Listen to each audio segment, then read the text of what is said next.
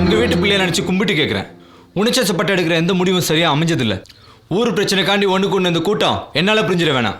நம்ம ஒற்றுமை எங்க காமிக்கணுமோ அங்க காமிப்போம். நிச்சயம் ஜெயிப்போம். இதுக்கு மேல உங்க இஷ்டம். நான் வர மாப்ள.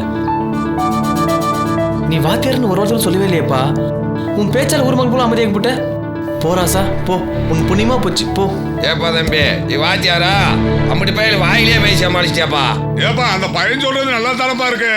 நம்ம போய் அரசியல்வாதி அதிகாரிகள் பார்த்தா தான் பிரச்சனை முடியும். பசம் மறிச்சு நின்றுட்டு இருந்தா நம்ம மாதிரி பொது ஜனங்கள் தான் பாதிக்கும். வாங்கப்பா நம்ம போய் அது என்ன ஏதுன்னு பார்த்துட்டு வருவோம். அதான் மீச சொல்லிருச்சுல, வாங்கப்பா போவேன். என்னடா உலக விஷயமா இருக்கு? கர்மாத்தூர்காரை மறியலவே கை விட்டாடா.